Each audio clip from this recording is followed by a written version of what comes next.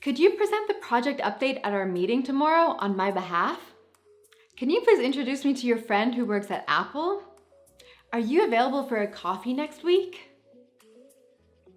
Whether you're asking for a favor, a connection, or a meeting, it's natural to ask one another for help. We rely on our network of friends, family, colleagues, and social media connections to help us out. No one can do it alone. That being said, it's important to be strategic about how you ask.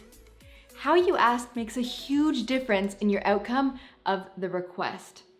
In this video, I'm going to share the 4 steps to include when asking for a favor. More on that coming up.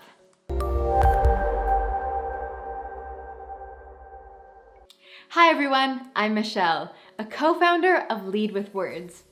We lead trainings for top international organizations to help their people present more clearly and more persuasively.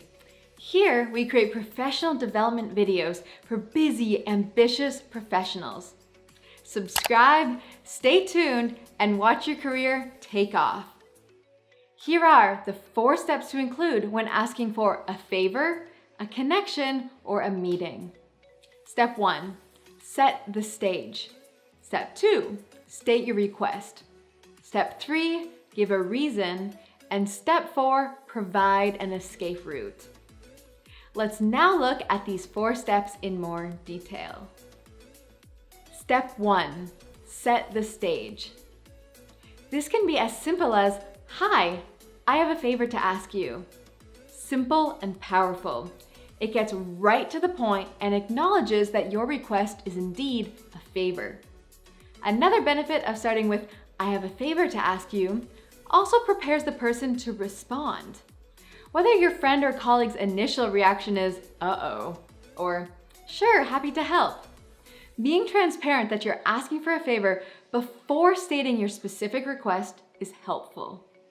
We've all received a message from someone we haven't talked to in a while saying, "Hi, how are you?" This sentence, with no additional information, makes the person receiving it suspicious, thinking, "Okay, what do they want from me?" This doesn't leave a good first impression. Step 2, state your request. This is where you clearly state your need or want. Be as specific as possible. Instead of saying, "Could you share your thoughts about the recent regulation changes for Bitcoin?" You should say, "I have a favor to ask you. Are you available for a 15-minute phone call tomorrow? I'd love to hear your thoughts about the recent regulation changes for Bitcoin." If you'd like a phone call or in-person meeting, make sure to include the number of minutes.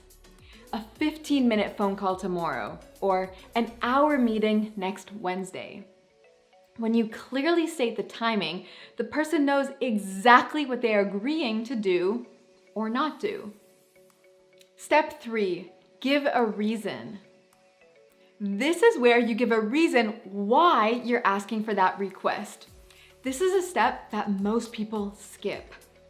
In Robert Cialdini's iconic book, Influence, which was the May book on our 2019 book list, he showed that if you ask someone to do you a favor, you have better luck when providing a reason.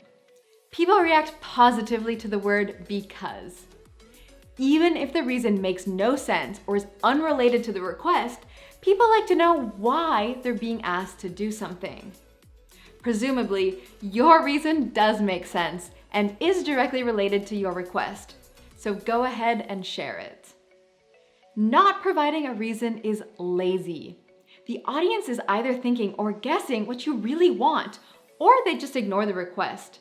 This is especially a common scenario in groups online, LinkedIn groups, WeChat groups, or WhatsApp groups. Here are some examples without this step that I've seen recently online in WeChat or WhatsApp groups. Is anyone here a student at Boston University? Does anyone have a contact at Nike? And here's a message I regularly receive. "Hi, are you free for lunch this week?" All of these questions make you think, what do they want? Why are they looking for students? Why do they want to contact Nike, and which position or function are they looking to connect with? Why do they want to meet for lunch? You could say, I have a favor to ask. Can anyone connect me with someone who works in merchandising at Nike? I want to connect because I work for Ironman Triathlons and we're looking to change our apparel vendor to Nike for the upcoming season. That's much more clear and persuasive. And from the Bitcoin example above, you could add, I'm asking for this 15-minute phone call because I have an interview next month with a Bitcoin startup. This would be a big industry change for me, and I really value your experience in the field before I make my final decision.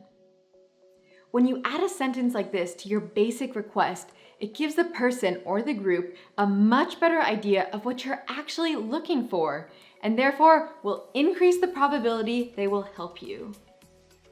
Step 4, provide an escape route. When you ask for a favor, one of the principles to keep in mind is that you want to ask in such a way that enables the person to feel good about helping out. The best way to do this is to give the other person the opportunity to easily and graciously decline. No one feels good about doing a favor that is either thrusted upon them or that has put them in an awkward position to say no. Even if they come through on the favor, it may be the last favor you get from them. After you set the stage, state your request, and give a reason, be sure to provide an escape route, such as, if you're not available for a call, I completely understand.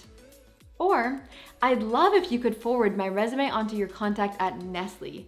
If you don't feel comfortable passing it along for any reason, that's okay.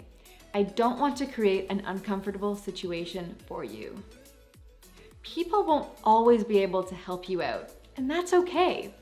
By adding the sentence at the very end of your request, it'll show them gratitude and avoid making them feel awkward.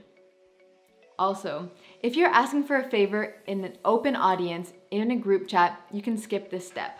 Of course, if someone isn't able to help, they won't respond. And here's a pro tip.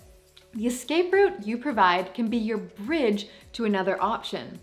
If they say they are not available, you can follow up saying you understand and then ask if they could recommend another person to talk to. Sometimes the connection you're looking for isn't directly connected to someone you are. But by following this pro tip, you might find the person you're looking for after a few conversations. Polite perseverance goes a long way. So there you have it. 4 steps to include when asking for a favor, a connection, or a meeting. Set the stage. State your request, give a reason, and provide an escape route. By following these 4 steps, you will ask in a clear, persuasive, and respectful way, which maximizes your chances of getting what you want. Thanks for watching. When these 4 steps work for you, make sure to do 2 things to pay it forward. 1, help out that next person that asks you for a favor where you're able to help. And 2, share this video with your colleagues and friends. Make sure to subscribe for more videos just like this, and we will see you in the next video.